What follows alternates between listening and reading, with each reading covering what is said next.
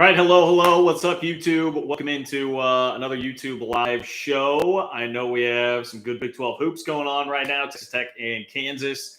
I can understand if you guys are watching that as this is going on as well.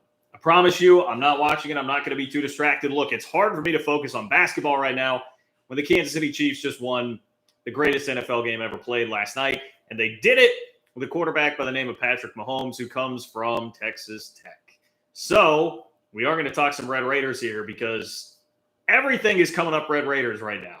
Like absolutely everything. And I know Baylor is really hot with the national championship and still a great hoops team this year and a tremendous football season in which they won 12 games. But Texas Tech right now, Texas Tech is picking up some steam in terms of just overall momentum from an athletics standpoint. So I do want to talk about that. And I'll just be open and honest with you guys right now. I'm not real sure where exactly this show is going to head. I have some notes for you. If you guys watched the Stuart Mandel interview that I posted on the channel, at least part one of that interview that I posted on the channel earlier today, we'll do some reacting to that because I think there were some really intriguing things that he brought up. And the most intriguing of which is coming in part two, which you will get tomorrow morning. I believe I have that scheduled to post. So you'll be getting more where that came from Stuart Mandel as well soon. But I don't have a ton planned, like simply because, one, I kind of had a crappy day today. Two, last night, all my energy was taken up by the Kansas City Chiefs, and that was an emotional freaking roller coaster. And I was at the gym pretty late tonight, and frankly, I've got some excuses for you on that front. So I have a few things. I'll rattle them off on my sheet, but the chat can kind of dictate things tonight, whoever it is that's hanging out here. And I know this is a weird night for me to be doing a show because of last night with the football. So the schedule's all foobarred this week. Just bear with me. Still trying to get you guys some content, no matter who it is that wants to hang out. I don't know that it'll be a very crowded chat tonight, but we're going to do it anyway. All right? We're going to do it anyway. What's up, Doug? What's up, Julius? What's up, BR? BR, I can get to your question. I can get to your question here in just a second. What's up, Wolf58? Wolf58 in here. He just watched the hoodie weather mockumentary. Wolf58, you should go check out. There's pretty much a whole Iowa State collection. I know that was Nebraska, the hoodie weather, but there's like an Iowa State collection of 30 for 30s that I was doing back in my radio days that are of that same vein. If you want to go check those out on the channel, they are there as well. What's up, Boom to the Sooner? Alan, Nathan, Matt, I see all you guys. Thank you for popping into the chat here today. I'll remind you, as I do at the outset here, every single time, fill up the chat, make it lively, have some fun. If you want to ensure that I see your question or comment, you can donate by clicking the $ below the chat box. It is below where it says say something. Also, if you are in here, if you could like the video, that does really, really help with the algorithm on YouTube. So that would be awesome if you can all do that. If you are just hopping in, I mentioned to people before, I don't have a real set agenda tonight. So this is the chance. If you're in the chat, it's your chance to kind of dictate things and steer things a little bit because this will be pretty informal. I don't have a whole heck of a lot planned. What I do have, well, look, we are going to start. You're gonna have to let me indulge a little bit with the Chiefs off the top here, okay? Because I mean, that was just, if you're a sports fan, you had to appreciate that last night, right? And for self-righteous, over-the-top, cocky Chiefs fan John, that was very vindicating. A very vindicating result last night. I mentioned Texas Tech. We're going to talk about what's going on with the Red Raiders. It's not just that Patrick Mahomes is out there displaying his ungodly talents to the world as the most talented football player to ever pick up the laces on a football. But there's a lot of other good things happening right now for Tech, including the men's basketball team, which is playing right now. We do have I would say, a relatively high-profile Big 12 quarterback in the transfer portal that I saw earlier today. There is a new Big 12 divisions proposal that I saw on Heartland College Sports that I'm curious what your guys' reaction would be to that. And honestly, I really do. I kind of want to react to the Stuart Mandel interview, especially for those of you that did see it on the channel posted earlier today. So, look, the thing that's going to come tomorrow, I think, is it's not the most earth-shattering thing if you really think about it, but to have a national writer provide some backing to it, I thought it was very, very interesting about Luke Fickell and Matt Campbell So I'll give you a little teaser on that before the video actually does drop tomorrow. That's pretty much what I've got. It's pretty much what I've got today. I see Domingo popping in there. Aoka Lee, 61 points. Yes, shout out to Aoka Lee with 61 points. K-State women's basketball player. She set the NCAA record for points in a game yesterday. So it was a hell of a sports weekend. Let me just tell you about my sports weekend, okay? I'm just going to go into that because, look, there's not very many people hanging out tonight. You guys are the true fans that are here, so I feel like you probably have a little more investment in this, all right? So I'm here in Kansas City. Filled with Kansas fans, many of whom did not attend the school. It is what it is. Kansas basketball is pretty much the NBA team of Kansas City. I ventured out, probably against my better judgment, into one of the popular bars around here on Saturday to watch KU State because a buddy wanted me to go, and I figured, what the heck? I'll watch for a little while and just see how it goes. Of course, inundated by Kansas fans. And K-State, what do you know, puts up a 50-point half. They're up by 16 at halftime. They're up by 17 in the beginning of the second half. And listen, your boy, if you could tell by my Twitter account, your boy gets a little mouthy sometimes. Your boy likes to let people know when good things are happening. And that came back around on the back end as K-State slowly but steadily and methodically blew a 17-point second-half lead, lost to the Kansas Jayhawks in absolute soul-crushing fashion. I mean, soul-crushing fashion. It sucked, guys. It sucked. And having to get the Rock Chalk chant sent at me at a bar, it was not great. And sometimes you just have to hold an L. Like, I don't have a whole lot to say other than, most of the Kansas fans that were subtweeting me all week. You guys sure seem to care a lot more about K-State than you let on. But as far as the game goes, it was absolutely devastating. Absolutely devastating.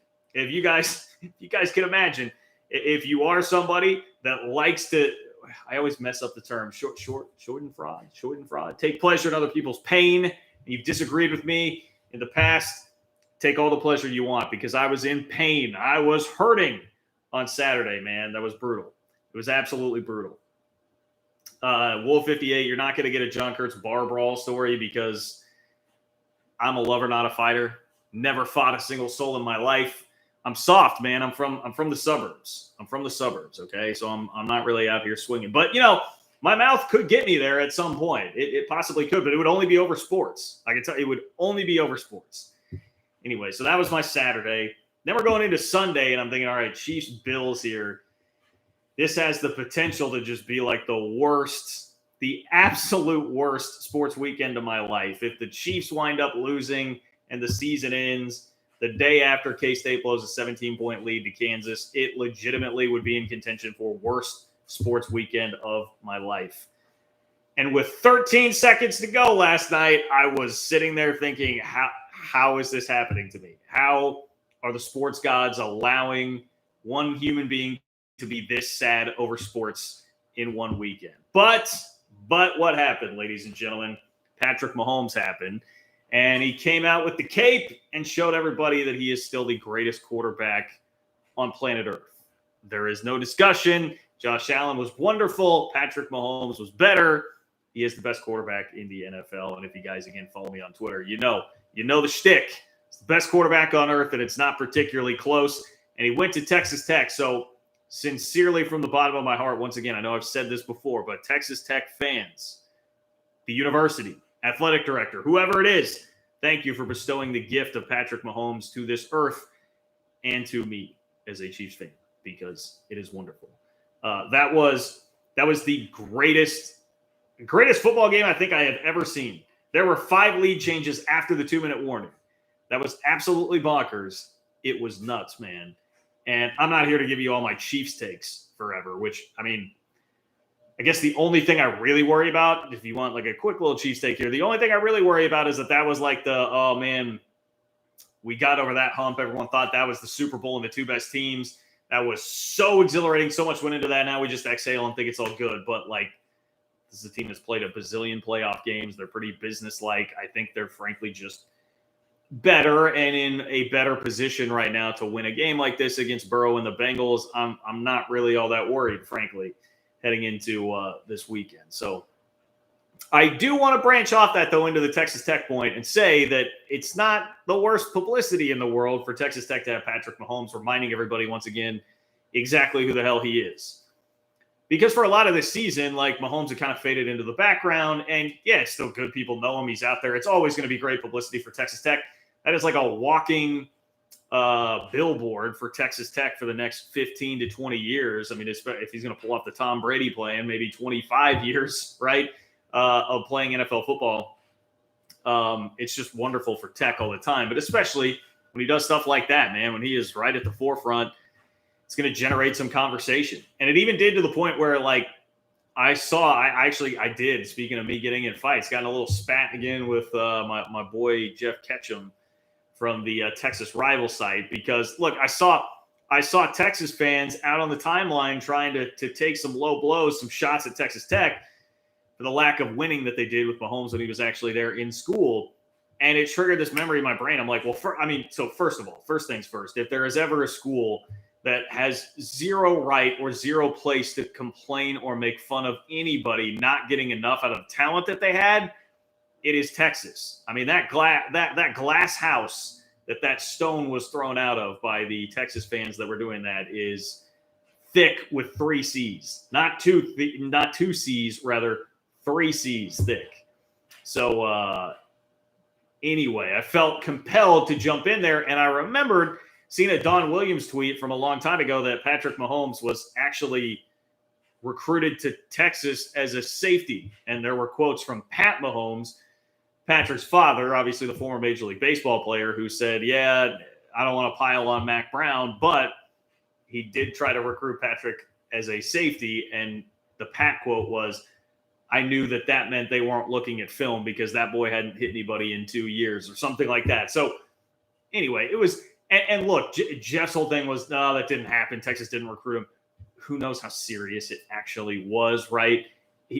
I'm not saying he doesn't have a point. He's fathers will pop off all the time like that. But it's the arrogance of Texas thinking that they have a right to thunder in with any comment about Texas Tech and the ability of the Red Raiders when Mahomes is actually playing there, right? Like, it's just ridiculous. And, Ketchum's kind of the ringleader of Texas arrogance. I'm not sure anybody embodies it better than him. So, it is what it is. It was popping off back on the timeline once again today. Probably shouldn't do that. But I did it for you guys, Tech fans. I did it for you guys because you deserve some GD respect. You deserve some GD respect. And 513 Bearcat, I do see you in there. Travis Kelce, a walking billboard for Cincinnati. That is also true. He's doing the UC thing, right? Did I get that right? He was doing that when he was scoring touchdowns. He showed up at the playoff game. That certainly works for Cincinnati as well. And thank you for bestowing the gift of Travis Kelce onto myself as a Chiefs fan. But Texas Tech, man, like, things right now, let me check this basketball score here and see how this is going. But you've got a great basketball program. Texas is floundering and faltering in both. All right, 20-16. Texas is floundering and faltering in both football and basketball, but most importantly, basketball, because Tech this year is not only winning, but like this obviously has to feel better on a certain level for Red Raider fans, right? Because Chris Beard left, and you're still out here killing people. You're still out here winning. You're still out here doing your thing. And Beard, meanwhile, is struggling, not doing so hot at Texas. Looking like another in a long line of coaches to come in red hot and fail to meet expectations. So that is great. Texas Tech is proving that they are more than just Chris Beard as a basketball program, which, frankly, we probably all should have granted them that respect even more, because it's been a nice run here with Tubby Smith and then Chris Beard, and now on to Mark Adams and the job that he is doing. But it's just an awesome story. Grinder of a coach. Then on the football side, let's talk about what Texas Tech is doing recruiting-wise, because this week, all of these things happen this week. Mahomes goes off. The basketball team is the basketball team, right? They continue to do what they do. And then I see, shout out to my friends, the Gambling Gauchos, they threw out there that the recruiting class, they just put a screenshot of the Rivals top 10 right now for 2023 football recruiting classes. And Texas Tech shows up at number 6. The 6th best recruiting class in the country right now belongs to the Texas Tech Red Raiders. 3 4-star recruits already committed for Joey McGuire and company. That looks pretty damn good, man. I've said it before. I'll say it again. We've got to see if this guy can actually coach when it comes to being a head coach on the field. He clearly, though, is excellent at everything outside of just being a football coach on the field in terms of head coach. Just something we haven't seen him prove yet. He'll have his chance to. But getting the fan base excited, getting people rallied, getting people behind you, obviously he's like an A++, and that clearly he's a very good recruiter. I mean, that's taking it up a notch for Texas Tech on the recruiting front in football. A lot of positive momentum flowing in that direction with Joey McGuire. And until he actually does get out there on the field, like, you can't really say much, but like everything has been pretty glowingly positive for him. So football seems to be in a place of excitement. Not only that, but Tech is coming off of a nice end of the year, the bowl win over Mike Leach, where they just spanked Mississippi State. And people got to kind of feel good about that season. Sonny Cumbie was a feel-good story at the end of the year before he leaves to go be a head coach for the first time in college football. So, like, there's just seems like everything that Texas Tech touches right now is turning pretty much to gold. We'll see how it translates when things actually happen out there on the field. But and I appreciate the comment, Matt. Matt throws in a donation and says, "Thanks for your updates on the Red Raiders. Texas Tech baseball is elite. Basketball is great." Man, that's another thing. As a guy, listen, I did play-by-play for K-State baseball for the last 7 years. Texas Tech is excellent at baseball. So yeah, I mean, shout out Tim Tadlock. Like, they're killing it there too. So Texas Tech really is building a solid all-around athletic program right now. Football is going to be the key, and that's how everybody's going to remember it ultimately, because we know how much more football matters than basketball. But it seems like Tech right now has a lot of positive momentum moving toward that. Boom to the Sooner. I see your donation. I will get to that in just a second. But I have to finish this point. Man. The best thing that Texas Tech has done. Well, let me squeeze in two more. Another thing Tech has done that I think is really smart, parlaying the Patrick Mahomes momentum right now, is that they've taken out these advertisements like with the Chiefs. So when you see like one of the Chiefs like game day tweets when they're gearing up for a game, when it's actually happening, it will have the Texas Tech logo. There are Tech logos on the jumbotrons at Arrowhead, which is, I just think, brilliant marketing for Texas Tech. Like, why not? You have a fan base full of people who love Mahomes, people like me who are like, wow, I mean, look at this, Texas Tech, that's great. They gave us this guy. You have a chance to just open some more minds in what's becoming now a massive fan base in the NFL. The Chiefs are going to be very bandwagon-y. Obviously, I mean, they pretty much already are right now. People are going to love them. They're exciting. They're fun. They win all the time. Jump on, man. Hitch your bandwagon to that. And you know that Patrick Mahomes is going to give you some free advertising as well. He's there tweeting about games. Like, all of that, I think, is great. And I think it's a very savvy and wise marketing move by Texas Tech to attach yourself to pretty much the greatest thing going in football right now. But the best thing within the last week, and Tech fans, I hope that you guys can give me an update on this, because I want to make sure that this goes through and this actually happened. But one of the best stories that I've seen in a long time. Again, we know the backstory of Chris Beard in Texas Tech. He leaves Tech, goes to Texas, in conference, in state. It's a rival. Cuts right to the core of Tech fans, right? But now Tech is winning games with Mark Adams, the guy who stayed. He didn't get on the plane. We all know that story. Now he's doing really well. And then there's a pre-sale for the game in Austin between Tech and Texas, where Chris Beard has spent this whole year pouring himself into trying to drum up fan support in Austin, because Lord knows they need it. They never have very much of it. So Beard is doing what I think is a pretty wise thing, and maybe a little gimmicky at some points, but like, you have to be kind of gimmicky to try and get the fans in. He's doing all these things. They played a game in a smaller gym. He's out among the students passing out food and stuff while they're in line, marching with them. And then Texas Tech fans get their hands on the keyword for a pre-sale for tickets for the game between Tech and Texas in Austin. And what happens? Tech busts the site. Like, they bring the site down with the traffic that came through there, and they snatch up all these tickets. Amazing, man. Amazing for Tech fans to do that. Like, that is the kind of thing, like, I am just 1,000% here for.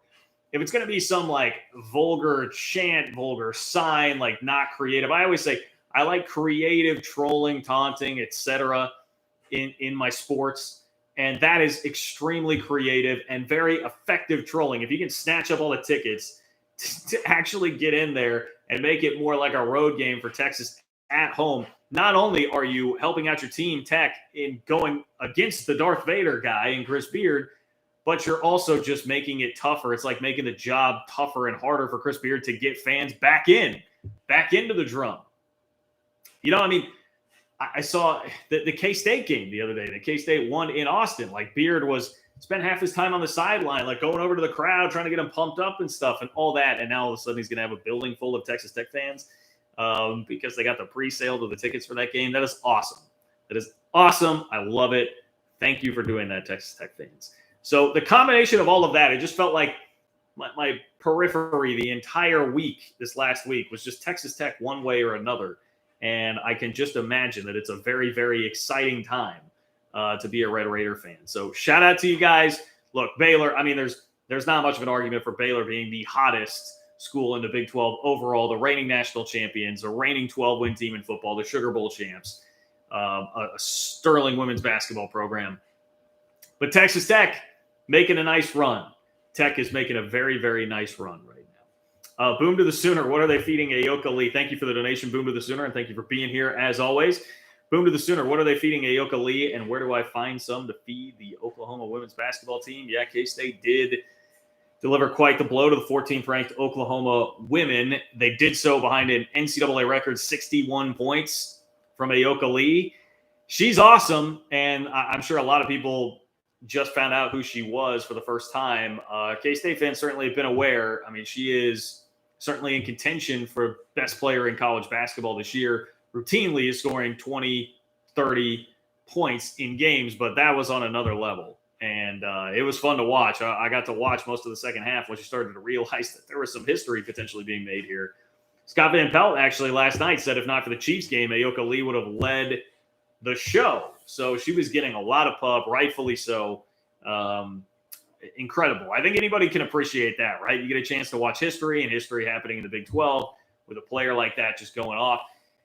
It's like 27 shots, 30 shots maybe, 30 max to put up the 61 points, which is just an unbelievable level of efficiency. She shot 75+% from the floor in doing so. It does not get much better than that. So, yeah, sorry it came at the expense of your Sooners.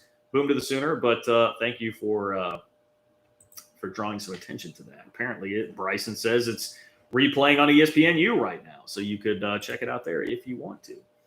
Okay, a couple big donations here. Really appreciate you guys. Thank you, Julius. Julius says, thanks for the great shows, John. BYU Cougar Andy Reid is going to walk through the playoffs. Man, Julius, thank you for reminding me about that. I always forget about that Andy Reid is a BYU alum. So we've got, with my Chiefs, man, just everybody encompassed here. We got Kelsey repping Cincinnati. We got Mahomes repping Texas Tech. We've got Byron Pringle repping K-State. And we've got Andy Reid repping BYU. I'm sure I'm probably missing some others there, but off the top of my head, those certainly come to mind, and that is very fun. Good stuff there. Thank you, Julius. I've seen some of the old pictures of Andy Reid at BYU, by the way. They are pretty good. You can dig some of those up on the internet. But thank you for hanging out. Thank you for the donation and the kind words, as always. If you want to donate like these guys as well, you do so by clicking the $ below the chat box where it says say something, and it will ensure that your question or comment gets up to the top of the chat, and I will see it. Plus, it just supports what I'm doing here on the channel. Ashton, thank you, Ashton, for the donation. Very kind donation. In West Virginia here, just showing some support for you. Discovered your channel this summer. Thanks for all the great content. Beers in Morgantown on me. Ashton, thank you very much for that. Morgantown, as you have probably heard because I've said it many a time on this channel, is one of my favorite stops in the Big 12. Having traveled with K-State football for the last 10 years to every road location in the league. I think I've been to Morgantown 12, 14, 16, 18, 20, 5 times. Been to Morgantown 5 times. Really enjoy it. Really enjoy it. So thank you very much for supporting the channel and for hanging out here. Kooz's Corner. I saw Kooz's Corner pop up in there, and I wanted to say something to him because Kooz's Corner, you should go check out his YouTube channel, by the way. Speaking of West Virginia fans, great college football content there. Go check out his channel.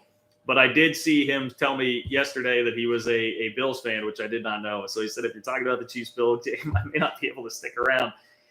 That's good. It's going to leave a mark, man. That is going to take a while to recover. I was in the same situation basically in 2018 when the Chiefs lost the AFC Championship game, when Brady got the ball in overtime. Mahomes never did.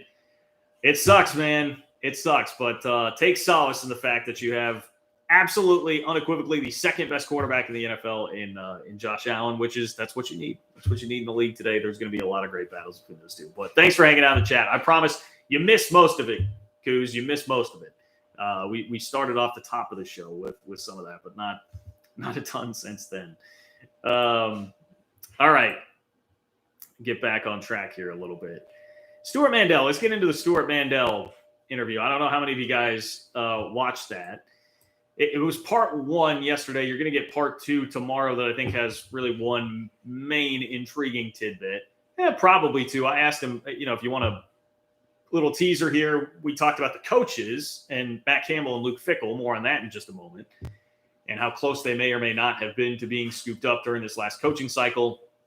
But I also asked him about Oklahoma, how successful he thinks Oklahoma is going to be.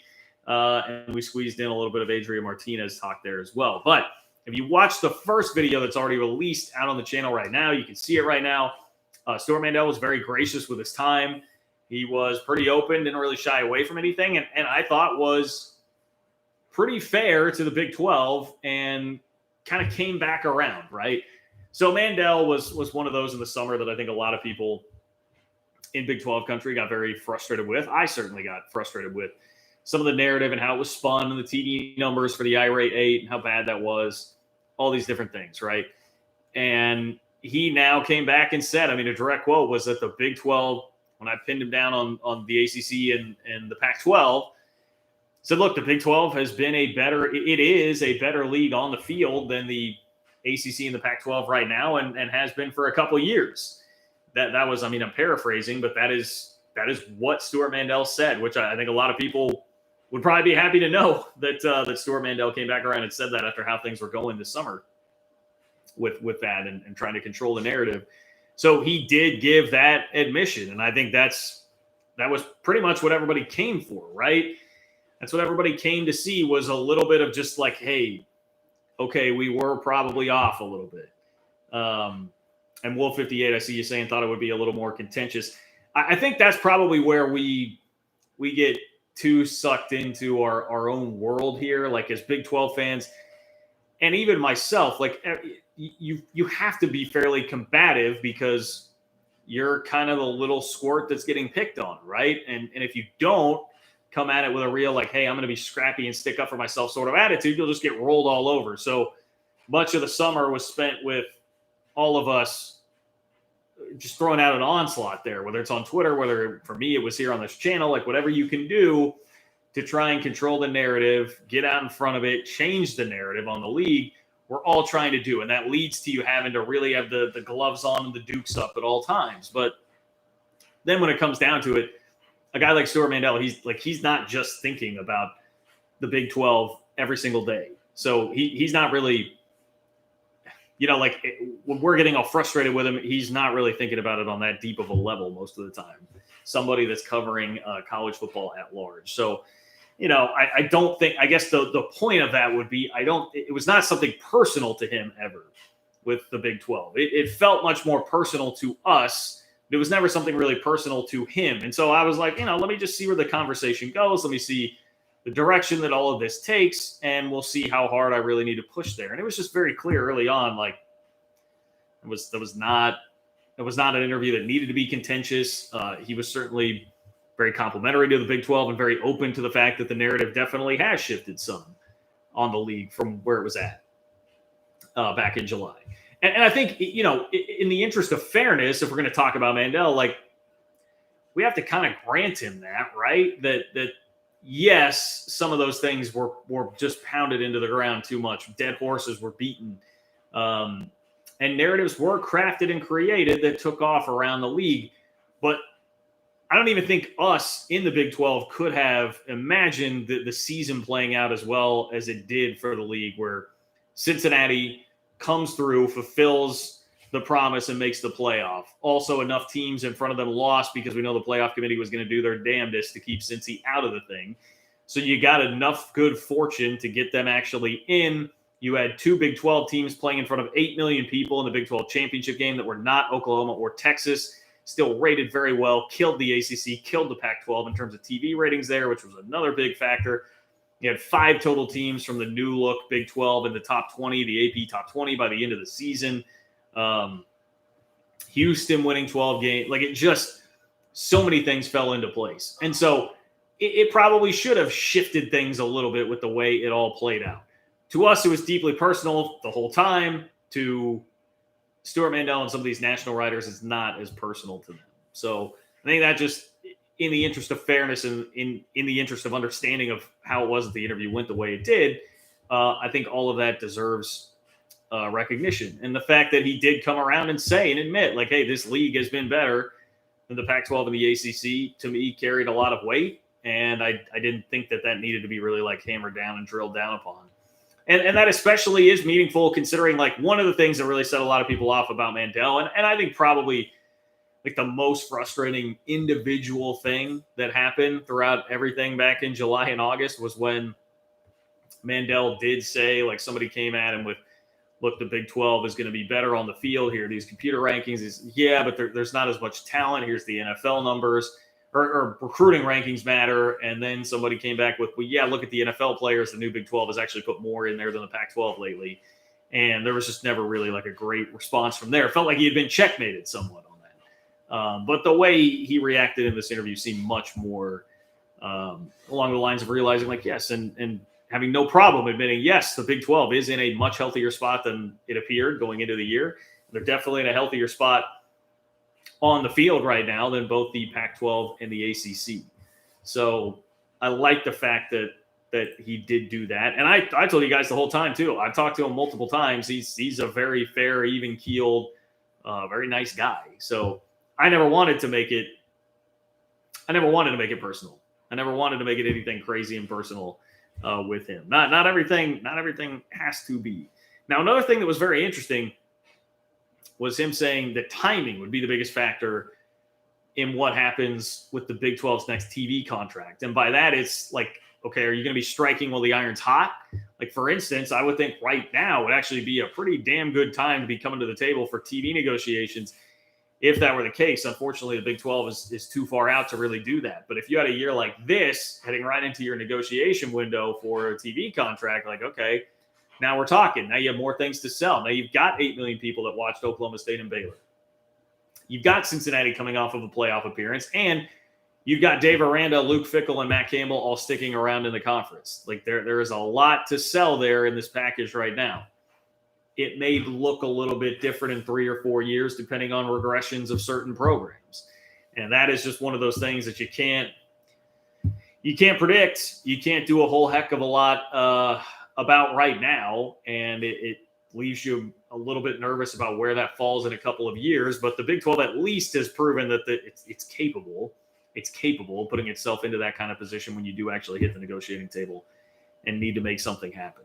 So the example that Mandel listed with that was the Pac-12's last TV deal, which makes a lot of sense because we think of the Pac-12 as being kind of a joke. And as much as the Big 12 has been a punching bag, the Pac-12 certainly gets its fair share of jabs and haymakers as well from folks in the media, fans, whoever it might be. So how is it that they got a competitive TV deal last time around? It's just because the timing worked out well and Larry Scott played his hand well at that time. So it's kind of a combination of like timing and leadership.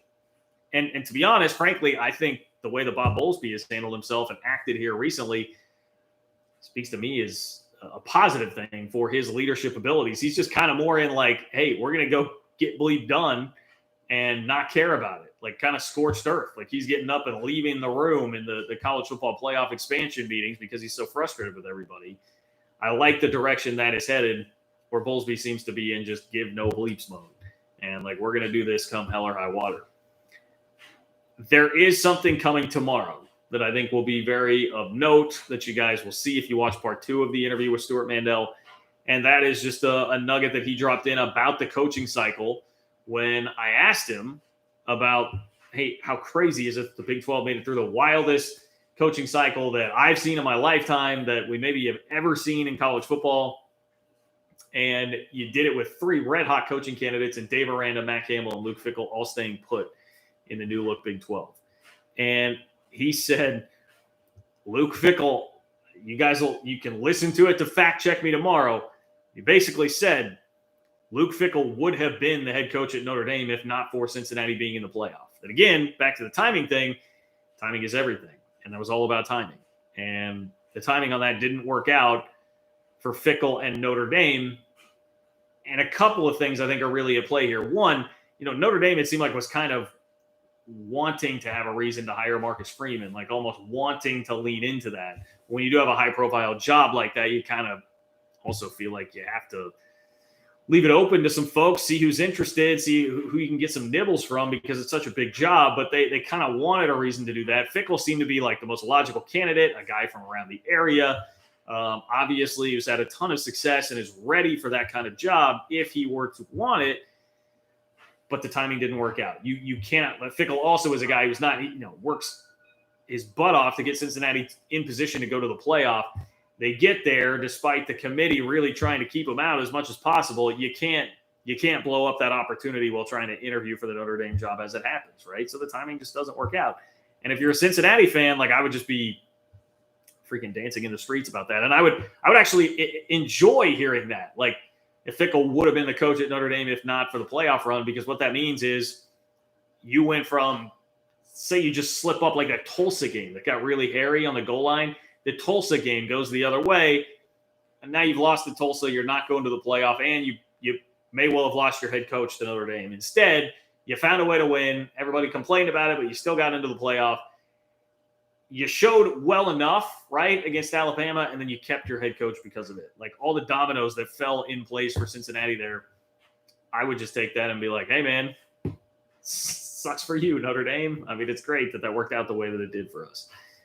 So it's a cool story. Like, I just like seeing success stories like that, and hearing things like that and how close it could have been going the other way. I mean, it's kind of drop back to the Chiefs-Bills game, kind of like the same sort of thing, right? Like, at the end, that was just an exhilarating high, even though I went through unbelievable levels of stress to get there.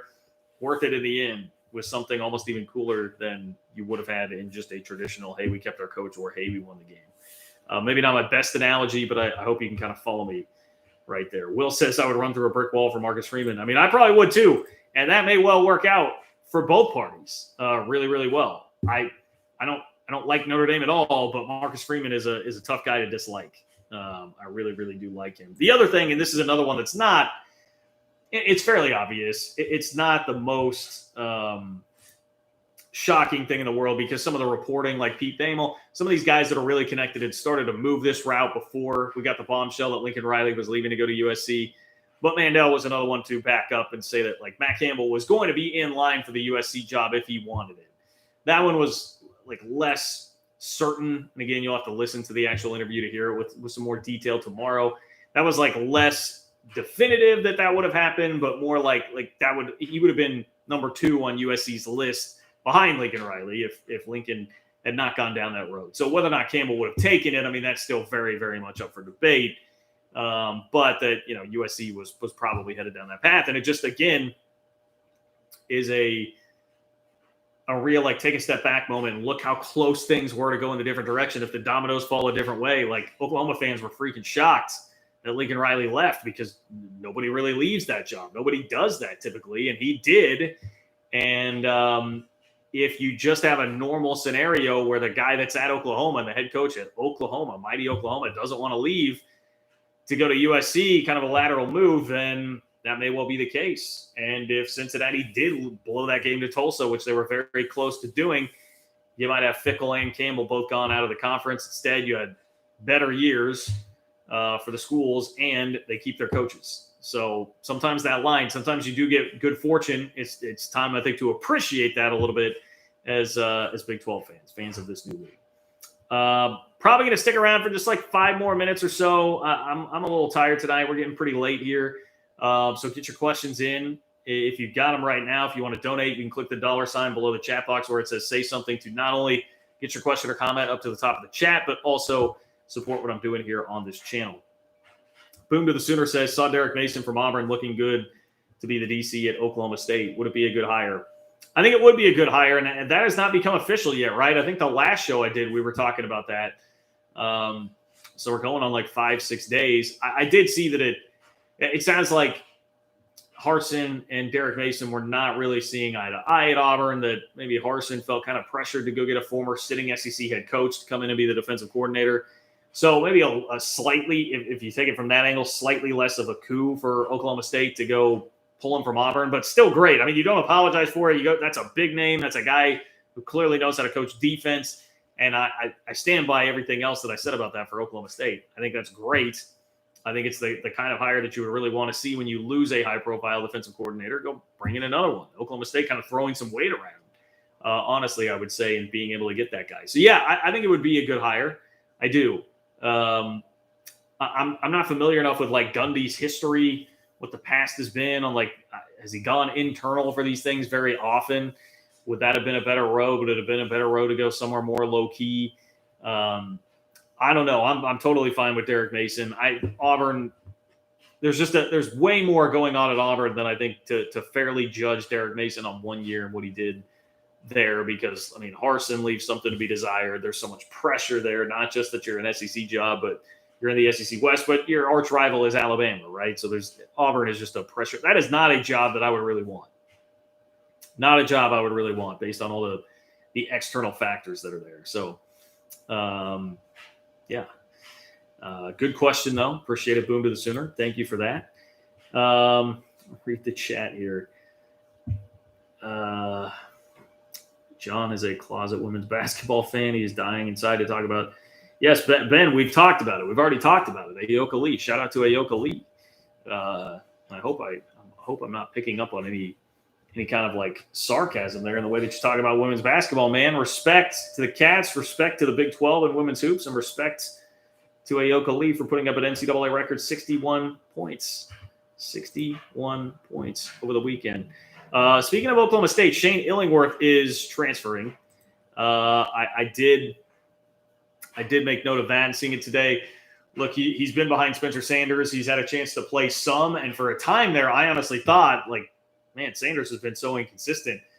Illingworth may actually like get a chance to be the guy.